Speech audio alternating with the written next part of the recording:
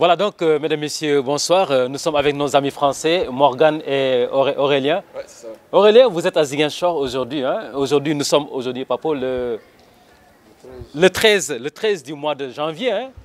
Ziguinchor. Depuis quand vous êtes à Ziguinchor? En fait, on est arrivé ce matin à Ziguinchor en fait. Pour rester combien de temps? On va rester une semaine ici, enfin on pense. On pense rester une semaine dans la région de Casamance. Est-ce qu'on peut savoir votre programme de visite? Où est-ce que vous comptez aller exactement en Casamance? C'est pas moi qui programme, c'est mon amie, ma soeur. C'est elle qui a tout programmé, moi je suis pas au courant, moi je suis. Moi. On te renvoie la balle, hein? Morgane, allez-y. On va visiter à partir de Ziguinchor le côté ouest, vers la côte. Dans les petits villages et puis la côte. Ah oui?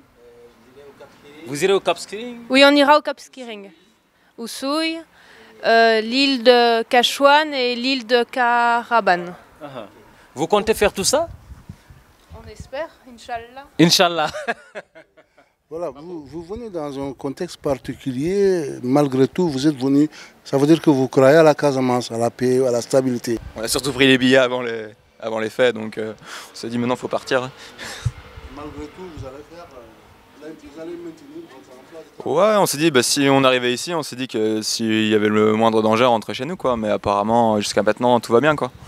Voilà, aujourd'hui vous êtes à Ziguinchor, quelle est l'ambiance qui prévaut selon vous? Une ambiance très africaine. Ça veut dire quoi? Non, mais c'est joyeux, ça vit, il y a du monde dans les rues, il y a quand même des touristes. Normal, quoi. Vous n'avez pas regretté des bonus? Non, aucune. Non, aucune. Pour le moment, tout va bien.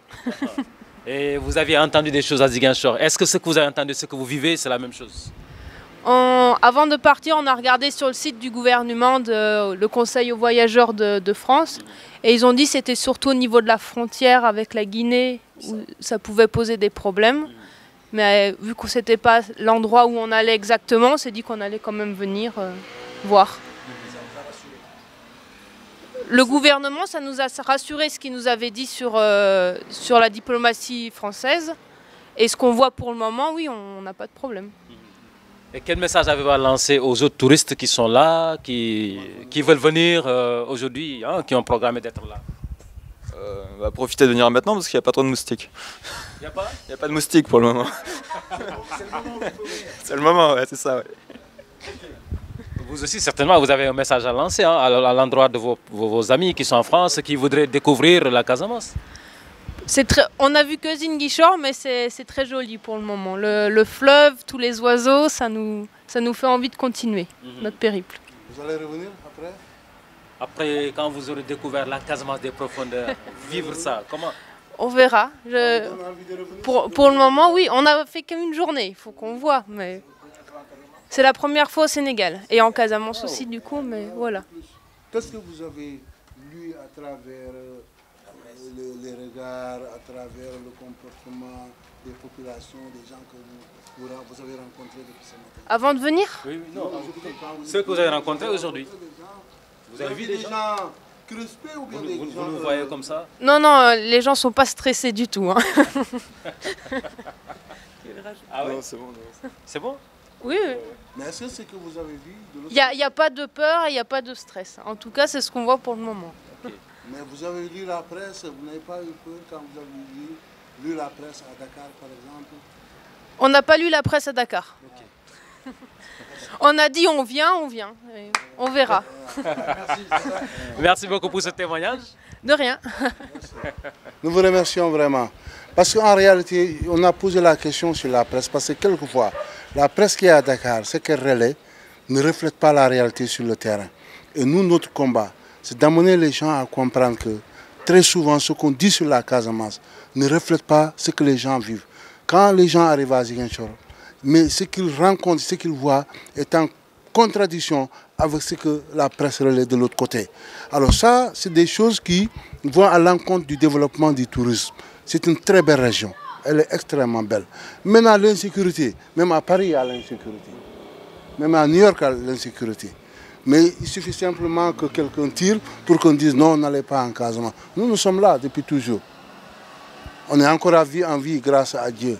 Maintenant, il faut prier que ça continue. On a besoin des gens comme vous pour vraiment montrer au monde entier que malgré de petits problèmes qui peuvent survenir, les gens continuent à vivre, à chanter, à danser, à voyager.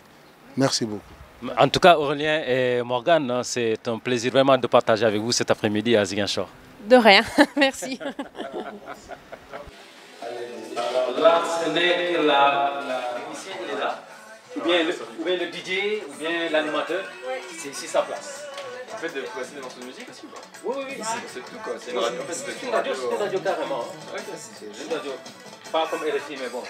Voilà, c'est ça. Donc on a notre diffuseur sur YouTube. Ça part de l'écran là-bas.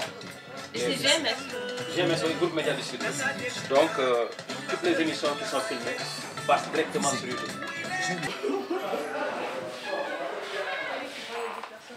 Voilà, là c'est le studio.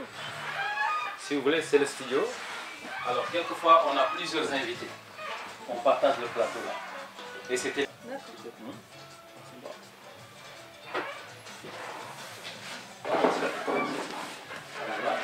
Là, c'est le studio de GMS.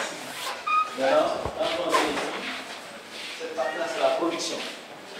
Là-bas, c'est la diffusion. Ici, c'est la production. Alors, cette salle-là, on est en train d'aller l'aménager pour en faire un studio télévision.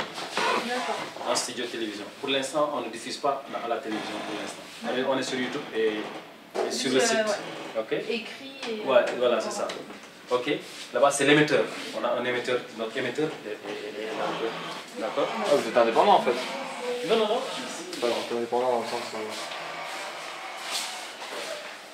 Là c'est la salle de montage. Nous avons les Macintosh ici. Donc quand le journaliste, le caméraman revient, il donne ça au monteur qui traite les images. D'accord. Au même moment, le journaliste écrit son texte et lui il entre ici dans la salle là. Ici. Allez. Il entre ici pour enregistrer sa voix ici. Il enregistre sa voix, il traite la voix ici. Après, on prend la voix, on donne ça aux gens qui sont là-bas au montage de l'image. Et ils font le mixage voix. Pour mettre ensemble. Et on envoie ça au niveau de la diffusion. Et la diffusion. Okay. Ça, c'est l'insonorisation. C'est pour qu'il n'y ait pas de... d'écho, quoi. Ouais. Voilà.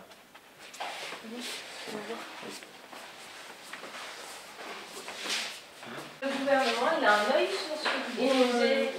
Oui. Il censure ou pas? Oui. Il peut censurer?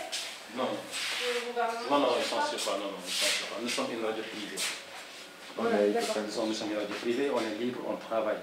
Mais avec la responsabilité que nous avons, on fait correctement notre travail en tant que journaliste. Sans parti pris ni quoi que ce soit.